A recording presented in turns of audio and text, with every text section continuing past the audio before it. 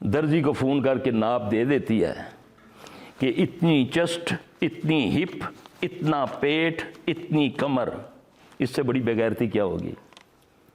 ہیں؟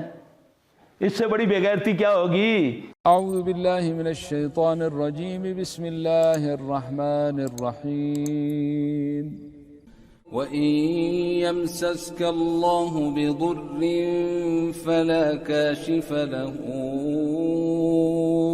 إِلَّا هُوَ وَإِن يُرِدْكَ بِخَيْرٍ فَلَا رَادَّ لِفَضْلِهِ يُصِيبُ بِهِ مَن يَشَاءُ مِنْ عِبَادِهِ وَهُوَ الْغَفُورُ الرَّحِيمُ۔ کہ اپنا جسم اس کو میسج کر رہی ہے، اس بیوہ کو کپڑے نہیں دینے ہیں، بتانا جو ہے لوگوں کو کہ میں نے فلاں پلازا سے وہ دردی سے سلوائے ہیں کپڑے۔ اللہ اکبر، یہ اللہ میں محفوظ رکھے ان چالوں سے۔ یہ عدو مبین ہے، یہ کرین بن گیا ہے، اللہ نہ کرے ہمارا۔ اللہ فرماتے ہیں جب مجھ سے تم غفلت کرو گے مجھ سے تو میں تمہیں مسلط کر دوں گا، تمہارے اوپر یہ مسلط کر دوں گا، پھر یہ تمہارا کرین بن جائے گا، پھر یہ تمہیں مشورے دے گا۔ اور نہیں یارا، کہاں کی ہو گیا؟ اللہ بڑا غفور رحیم ہے، کر لینا 2 منٹ، کچھ نہیں ہوتا۔ پتہ نہیں یہ کرتے ہوئے تجھے موت آ گئی تو ریڈ انڈر اٹھے گا کہ نہیں؟ دعا مانگو اللہ جب ہمیں موت آئے نا دین پہ آئے، دین اسلام پر موت آئے اور ہماری زبان پر اللہ کا ذکر ہو۔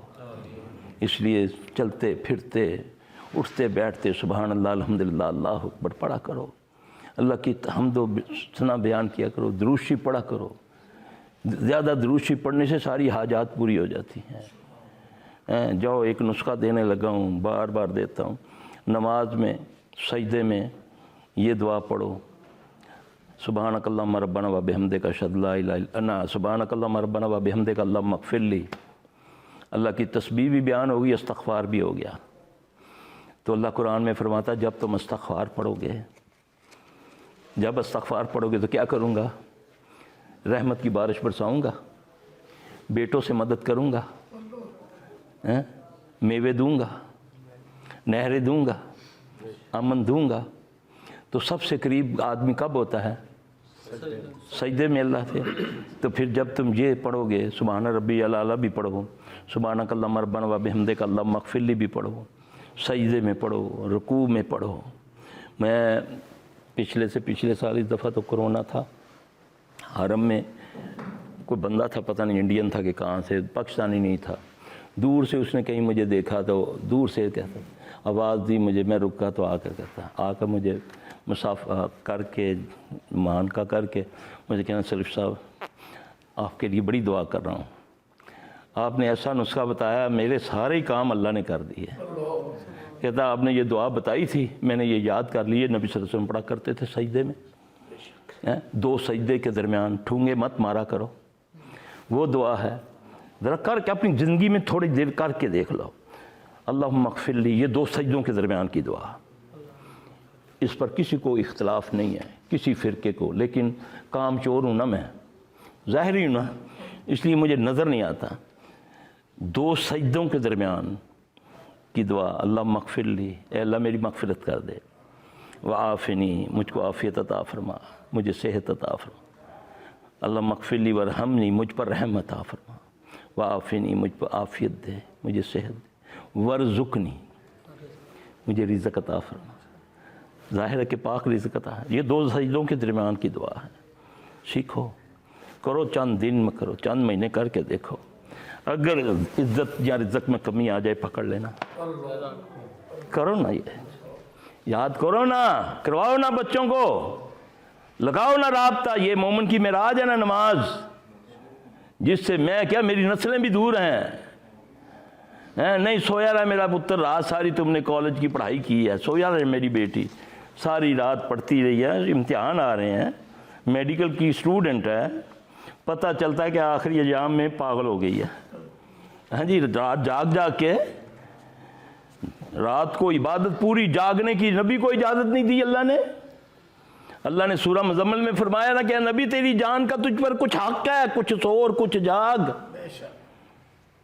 وہ خالق ہے نا بنانے والا، اس کو پتہ ہے کہ اس جسم کو کیا چاہیے، کس ٹائم میں کیا چاہنا ہے اس نے۔ وہ تو کہتا ہے سورج چڑھتے ہوئے ڈوبتے ہوئے سجدہ نہ کرنا۔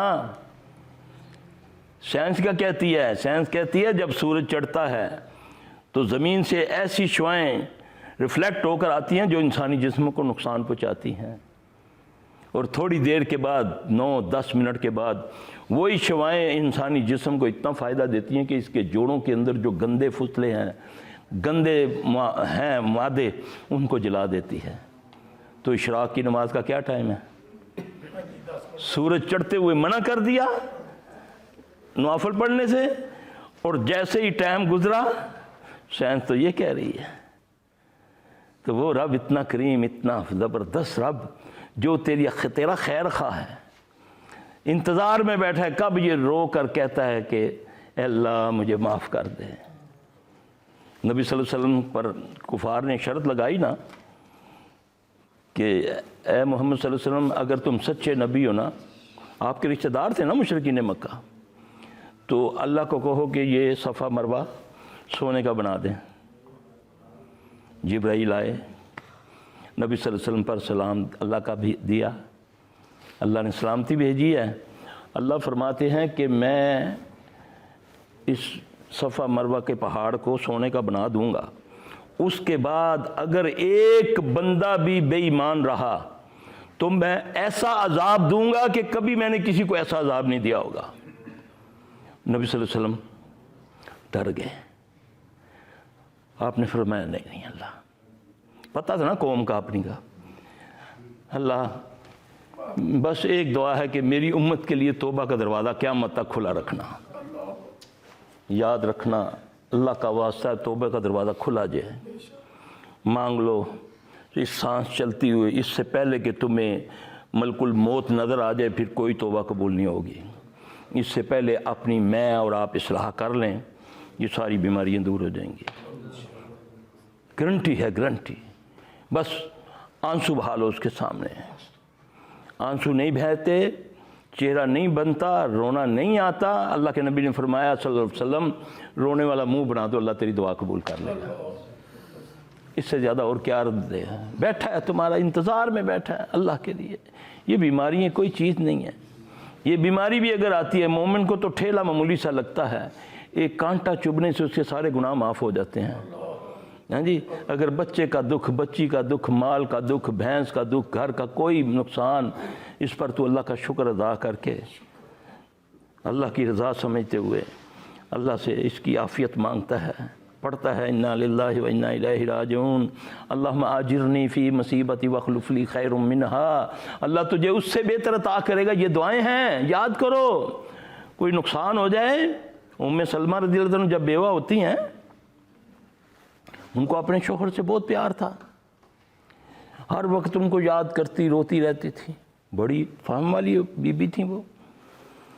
پتہ چلا بیویوں کے ذریعے کہ فلاں عورت ہے بیوہ ہو گئی ہے، لیکن بہت اپنے خامد کو یاد کر کے روتی رہتی ہے۔ رسول اللہ صلی اللہ علیہ وسلم نے فرمایا کہ اس کو یہ دعا بتا دو، اللہ اس کو اس سے بہتر عطا فرمائے گا، اس کا متبادل عطا فرمائے گا۔ اللہ اکبر۔ اس کو بتایا کہ یہ پڑھا کرو انا للہ و انا الیہ راجعون، اللہم آجرنی فی مصیبتی واخلف لی خیر منہا۔ انہوں نے اس کو پڑھنا شروع کیا، نبی صلی اللہ علیہ وسلم نے نکاح کے لیے پیغام بھیج دیا، وہ نبی کی بیوی بن گئی صلی اللہ علیہ وآلہ وسلم۔ اللہ نہ کرے کوئی نقصان ہو جائے تو یہ پڑھا کرو، چوری ہو گئی، کچھ ہو گیا، پڑھو۔ ادھر ادھر بھاگتے ہو صحاب لگانے کے لیے، بابا دسی وہ کہنا تیری پرجائی نے چوری کی تھی۔ ہاں جی، اللہ اکبر۔ اکمال بھی گیا تو رشتہ داری بھی گئی۔ ہاں جی، پھر کیا ہوتا ہے؟ پھر دشمنی بڑھتی ہے، پھر قتل ہوتے ہیں، ہوتا ہے نہیں ایسا؟ خاندانوں کے خاندان بکھر جاتے ہیں، کوئی اس کے ساتھ، کوئی اس کے ساتھ۔ وہ اللہ کی طرف رجوع کرو نا، اس پر شکر کرو۔ کہتے ہیں نا کہ مومن اگر چھوٹے نقصان پر اللہ کا شکر ادا کرتا ہے، کسی بہت بڑی خوشخبری کے لیے اس کے لیے وہ ایک ہوتی ہے، نوید ہوتی ہے کہ اگر وہ کہتا ہے پڑھتا ہے، پھر یہ دعا پڑھو انا للہ و انا الیہ راجعون اللہم اجرنی فی مصیبتی واخلف لی خیر منہا. یاد کرو یہ دعائیں. اللہ کسی کو ازمائش میں نہ ڈالے. سبحانک اللہم ربنا و بحمدک اشہد لا الہ الا انت استغفرک و اتوب الیک. اللہ جو کہا سنا اللہ پاک اس میں کمی کوتاہی معاف فرما دینا. یا اللہ اس کو قبول و منظور کر دے.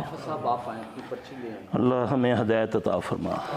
اللہ تعالیٰ وہ ہدایت عطا فرما جو تم نے ہدایت والوں کو عطا کی. اے اللہ وہ صحت عطا فرما جو تم نے صحت والوں کو عطا کی. اے اللہ جو عطا کیا اس میں برکت عطا فرما. اے اللہ جو شر تو نے ہمارے مقدروں میں لکھا ہوا ہے، تقدیر تو نے لکھی ہوئی ہے نا، اللہ اس شر کو ہم سے پھیر دے. یا اللہ اس شر کو خیر میں بدل دے. اللہ کیونکہ تو حکم کرنے والا، تجھے کوئی حکم نہیں کر سکتا. تو ہمارے گناہوں کو معاف فرما دے. اللہ ہمیں ہماری اولادوں کو ہماری آنکھوں کی ٹھنڈک بنا دے. ہماری بیویوں کو اولادوں کو آنکھوں کی ٹھنڈک بنا کر ہمیں متقیوں کا امام بنا دے.